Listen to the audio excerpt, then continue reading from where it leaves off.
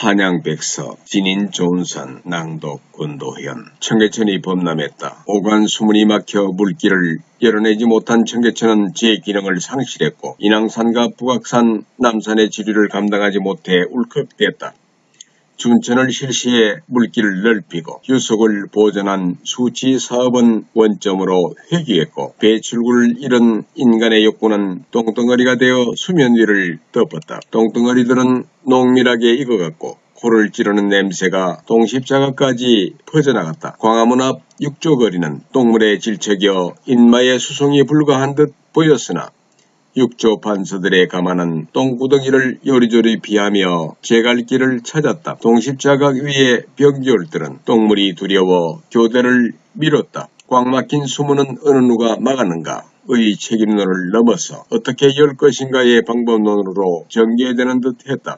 실증론에 입각한 학자들에 의해 오간 수문의 파쇄가 논의되었으나 그에 좌인은 우인을 압도했고 기가 뻗친 조정 대신들은 똥물 위에 토사물을 덮어 악취를 상쇄하자는 토사물 3법을 발의했다.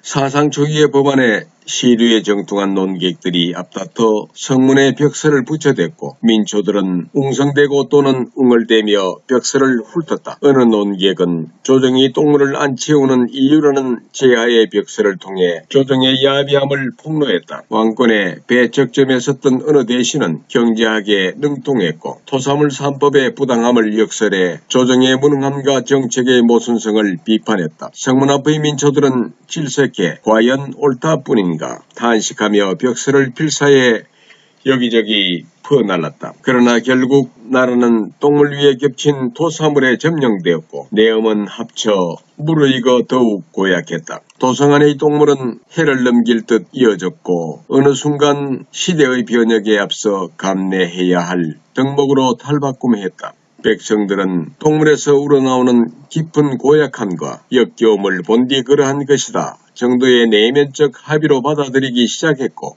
본디 그러했던 청하한 것들은 잊히게 됐는데 그 과정은 서럽고도 유연했다. 왕권을 노리던 어느 대신이 똥물 걱정 없이 평생 살 수 있는 조정의 기본 주택과 기본 소득을 내세우며 백성들을 다독였는데 들어찬 똥물에 집을 잃고 치솟는 임대료의 임차인의 신분조차 누리지 못한 백성들은 그의 말에 광적으로 몰두해 빠져들었다. 그의 경문이 반포되던 날 저잣거리에 모인 백성들은 똥물을 뒤집어 쓴 채 감격했고 이제야 어둠을 밝힐 빛이 땅에 내린 것이라며 울부짖었다. 멀찌감치 지켜보던 한 서생이 백성들 앞에 나서며 이와 같이 말했다. 나라의 재정은 그 끝이 정해져 있어. 누군가가 공짜로 밥을 얻어먹는다면 누군가는 곡식을 털어 나라에 바쳐야 할 것이요. 그렇지 않다면 이 땅의 아들, 딸들이 갚아내야 할 것이 왜다. 빼앗는 자가 있는데 어찌 빼앗기는 자가 없겠소이까. 여기 자신이 빼앗기지 않고 공짜 밥을 먹을 수 있다고 생각하는 자가 있다면 모두 손을 들어 보시오. 그 말이 끝나기가 무섭게 모든 백성이 제 손을 번쩍 들어 지켜 세웠고 서생은 과연 사람을 홀리는 것은 공짜 밥과 공짜 술뿐이로다. 듣던 대로 그는 뱀처럼 교활한 자로구나 라며 허탈하게 웃더니 자리를 떴다. 조정의 구휼미는 똥이 났고 역병 아래의 소상공인과 노약자, 취약계층의 아동들은 결국 관아 앞에서 발길을 돌렸는데 그날 밤 만 백성이 배를 두드리는 태평성대의 날이 도래했다며 취객들은 고성방가했다. 민촌의 개들이 컹컹 짖으며 웅수했고 밤새 소란스러워 백성들은 잠을 설쳤다. 토사물 3법은 결국 어느 대신이 예언했던 대로 전세 시세를 바짝 축혀 올렸다.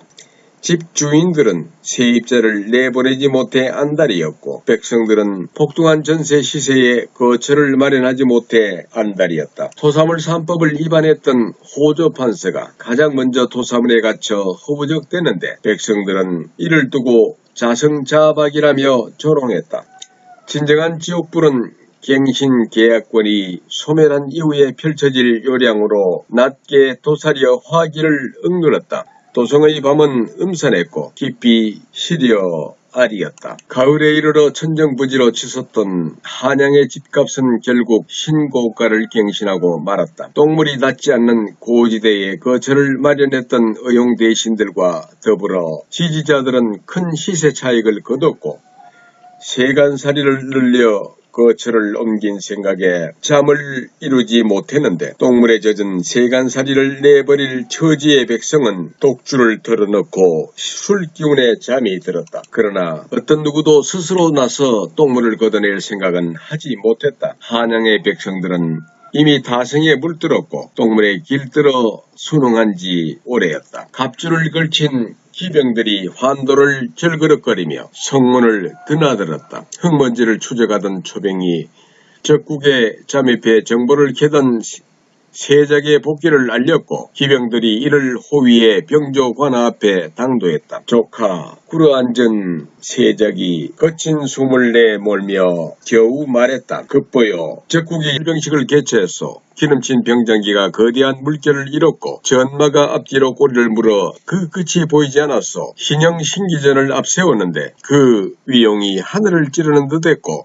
사정거리는 이미 동맹국의 영토를 노린다 하였소이다. 세작의 소상한 보고에 나라는 발칵 뒤집혔고 민심은 얼어붙었다. 그러나 조정의 대신들은 신무기의 공포보다 적국왕의 사랑하는 남녘 동포들이라는 은사에 극심히 감격했고 과연 계몽군주로다. 종전선언만이 답이 올시다 라며 입에서 침을 튀기고 무릎을 쳐대며 외쳤다. 격심한 그들은 왕명을 받아 조정의 입장문을 작성했는데 밤낮으로 머리를 맞대고 승정원에 모여앉아 논의한 끝에 결국 유감을 표명한다. 자제를 촉구한다. 엄중히 경고한다는 문구 대신 주목한다라는 표현으로 그 끝을 장식했다. 대신들은 참으로 아름다운 중의적 표현이니 이는 모두 그대들의 공이요 라며 술잔을 기울여 서로를 길봉을 축켜 세웠다.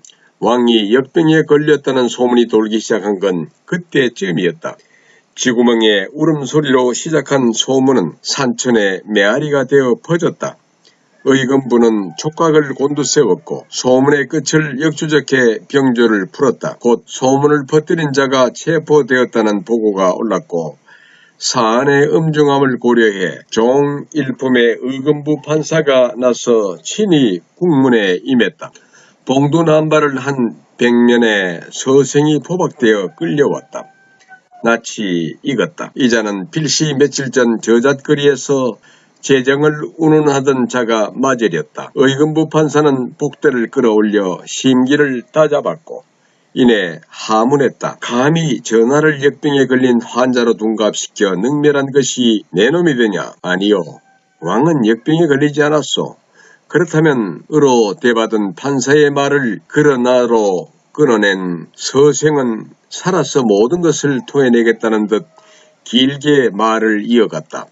왕은 역병이 아닌 북병에 걸렸소. 백성이 불에 타 죽어도 북, 적국이 도발해도 북, 신무기를 개발해도 북이니 과연 북병이 아니고 무엇이겠소? 이것은 약으로도 고칠 수 없는 중병이요 나라의 앞날을 망치는 복병이니 이는 역병보다 더한 천하의 몹쓸 병이외다. 내 말이 틀렸소이까?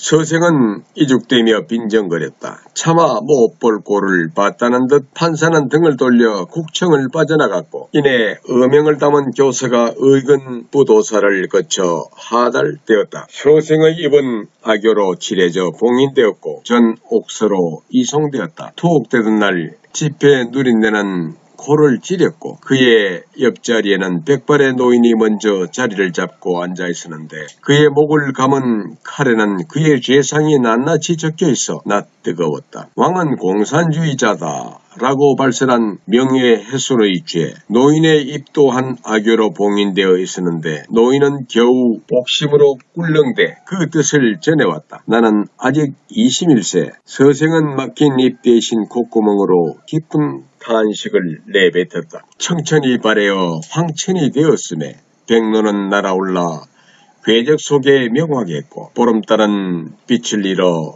기울었는데 별은 깊어 그 자리에 형형했다. 시간의 흐름에 따라 사물은 제 형태와 본질을 수시로 바꿨고 위정자들은 그를 쫓아 가면을 뒤집어 쓰는데 불변의 가치는 백성들의 눈안에 담겼으니 그것은 정의인 것이라 누군가가 말했다. 그의 정의는 이 땅에 살아 숨심이 버거웠는지 잠시 숨을 골랐는데 그 사이 조정 전체를 소나기에 넣은 형조 판서는 관아 곳곳에 제 신복을 깔아 배치했고 관아 명판에 공정과 정의를 깊이 새겨 안도했다. 똥물에 갇힌 백성들은 정의를 시시때때로 변하는 우리들만의 것이라고 정의했고 똥물을 뒤집어 쓴 자와 똥물을 피한 자가 한데 뒤섞여 아우성쳤다. 서생은 고개를 들어 창살 너머를 내다보았다. 달은 기울었음에도 절반의 빛을 오롯이 내뿜고 있었다. 한양에 비가 내렸다. 그러나 똥내음을 지워내지는 못하였다. 진인 좋은 산, 낭독 권도현, 구독, 좋아요, 공유 감사합니다.